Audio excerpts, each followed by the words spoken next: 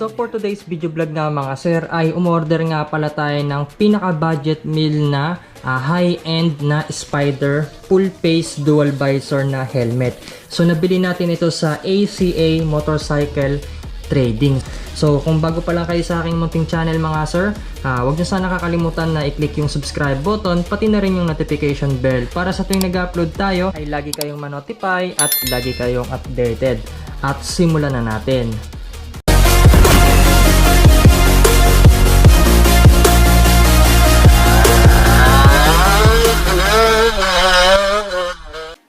At bago tayo magsimula mga sir, pakipollow na lang din po si Boss ACA Motorcycle Trading. Maglalagay na lang po ako ng link dyan sa pin comment at dyan sa description box kung gusto nyo pong umorder. Tara, samahan nyo na akong mag-unboxing ng Spider Rogue full face dual visor helmet.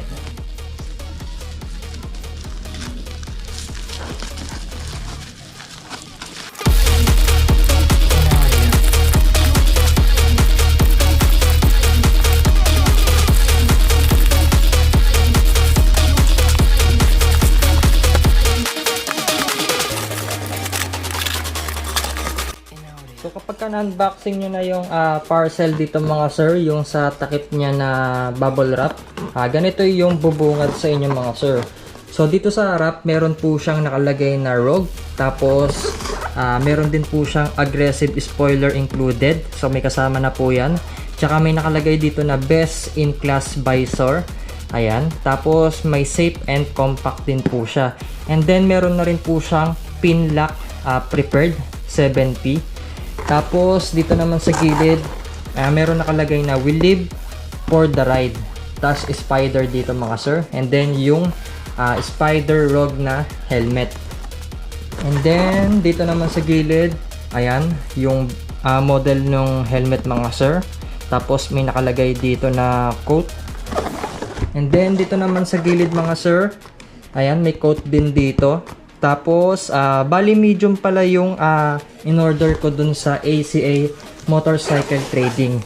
And then, sa ilalim naman, wala nang nakalagay dito. Tapos, dito naman, ayan, ganito yung itsura niya mga sir. Tara, buksan na natin itong loob ng laman ng box.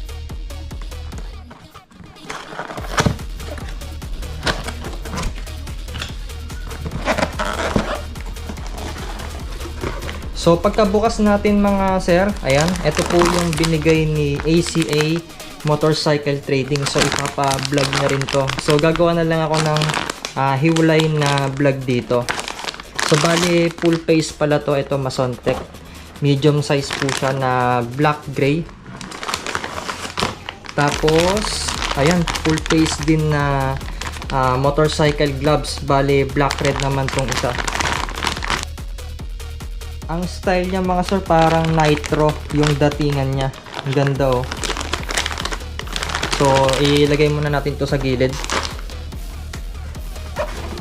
Tapos ito po yung spoiler niya na kulay white. Ang ganda, nakahiwalay pa. Talagang kayo mismo yung magkakabit nito. So bali pearl white po pala yung binili kong kulay. Kunin na natin yung pinaka mismong helmet mga sir. Ayan, ito na po siya. Talagang balot na balot po siya mga sir ng bubble wrap. Tapos meron pa palang nakalagay na sticker dito.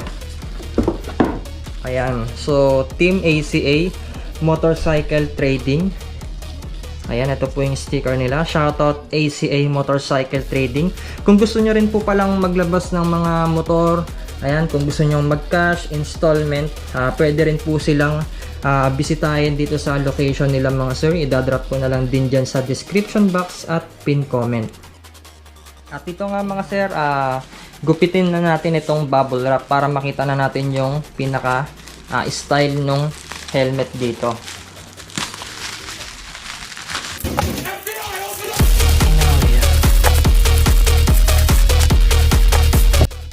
Ito naman po yung isang previous niya na clear lens. Ayan. So talagang balot na balot po yan at talagang safe na safe po yung helmet na bibili nyo sa kanila mga sir. So tanggalin na natin yung foam dito.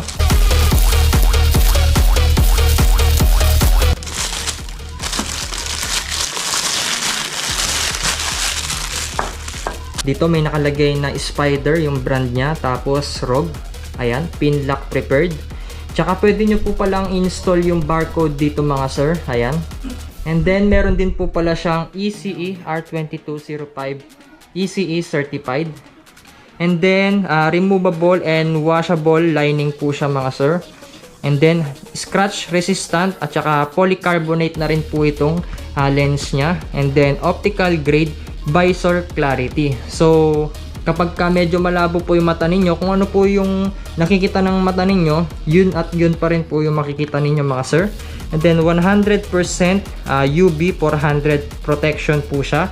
So sa sunlight po ito mga sir. And then dual density EPS liner na rin po siya mga sir. So tanggalin na natin itong cover.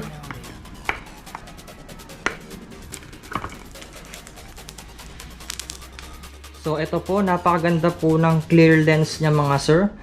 Ayan, parang glass siya.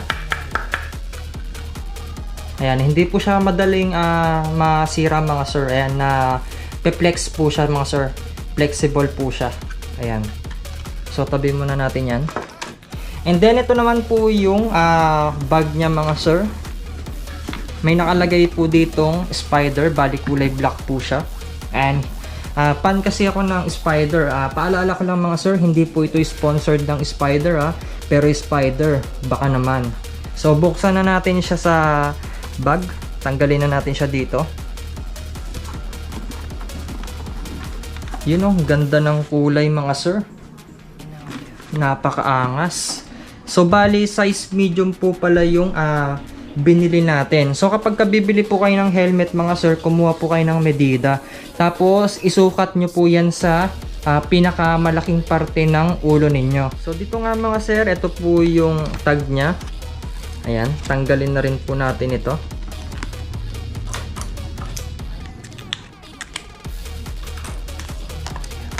Tapos pagka nasisinagan pala ng light itong white lining na to, nagre-reflect po siya.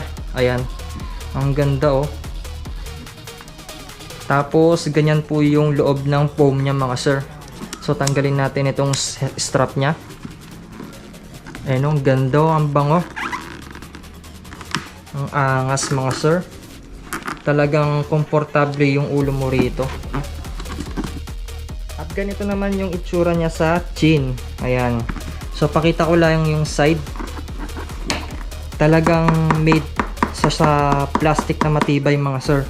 Tapos sa gilid meron siyang nakalagay na Spider dito, and then mahabang lining. Tapos may paputol-putol dito sa ilalim. So ito yung nagustuhan ko sa kanya. Simple lang yung design niya. Ayoko kasi nung masyadong maraming design.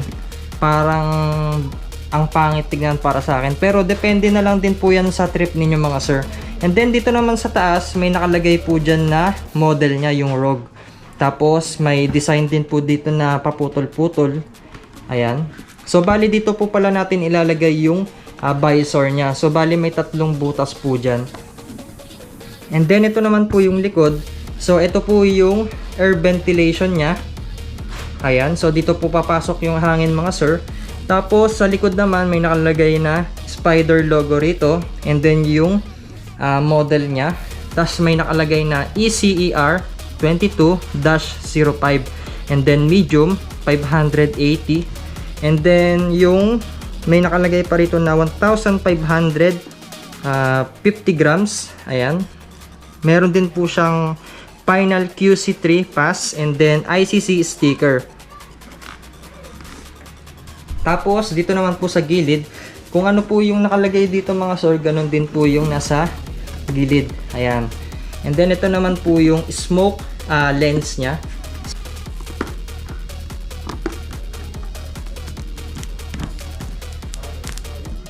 Ito yung nagustuhan ko sa kanya kapag naka-smoke lens siya. Ayan, ang ganda oh.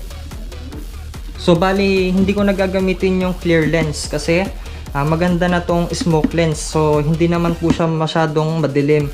dahil meron naman po tayong dual visor. Ayan. So pagka gusto nyo pong gamitin yung dual visor nya sa loob, ayan, meron pong pinipihit dito pababa.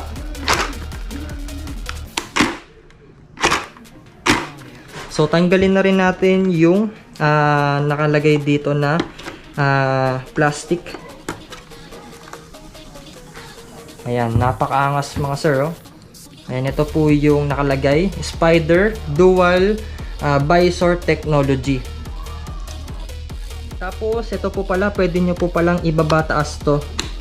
And kapag hindi po kayo ganong makahinga, ayan, pag mainit, ibaba nyo lang po yung nasa chin ninyo para may pumasok pong hangin dyan sa loob ng helmet ninyo. So pagka malikabok naman, itaas nyo lang po yan para mag-lock. Tapos yung cover nya rito, ayun, ang ganda, oh. Smoke din po yung cover nya rito. Talagang ang ganda. Tapos kung makikita po ninyo yung foam nya, ayan, may mga design pa po siya, oh. Napakaangas. Tapos meron din po pala siyang air ventilation dito sa taas, oh. Ayan, ang angas. So pwede nyo pong i-close yan. Ayan, so naka-close na siya. Ngayon, i-install naman natin yung spoiler nya rito sa likod. So ito po yung spoiler nya mga sir. Install na natin.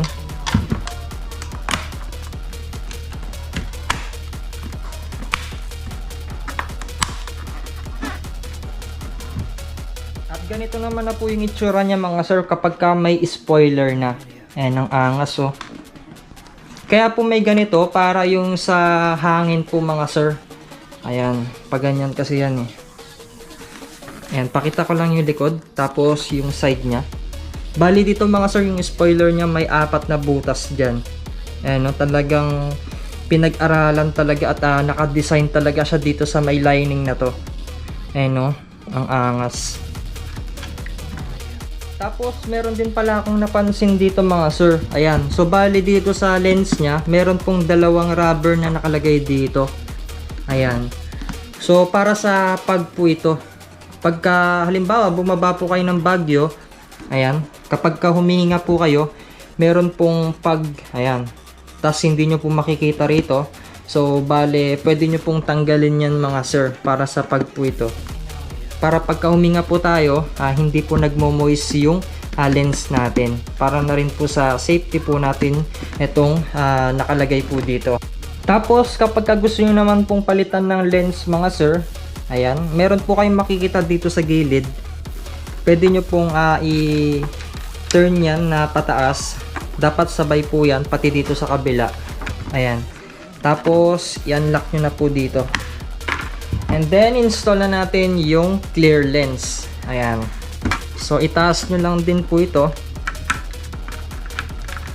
Tapos, ikabit nyo na. Ayan. So, ganito po yung itsura niya kapag nakalagay po yung clear lens. Ayan, ang ganda, oh.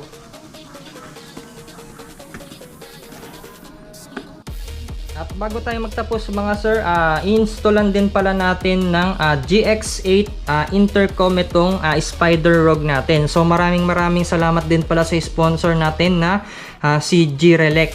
Ayan, so maglalagay na lang din po ako ng link dyan sa description at sa pin comment kapag gusto nyo pong umorder dyan. Tapos ito rin po pala yung isang personal helmet ko na dual visor. So nakasetup na rin po yan mga sir at na-installan na rin natin ng GX8 intercom. So mapapanood nyo po yung full video vlog natin dyan at guide and installation. So naglagay na rin pala tayo ng chin mount dito ng Telesin. Ayan, shoutout sa Spider baka naman. 20 minutes later. So ito po, na-install na rin natin siya mga sir. Ayan, malinis po yung pagkaka-install natin dito at talagang wala po kayong mahalatang wire na nakalagay dito sa loob. At meron na rin po yung mic dito sa loob mga sir. Ayan, napakaganda at napakabango. At ito nga po pala yung G-Relec na intercom natin. Audio.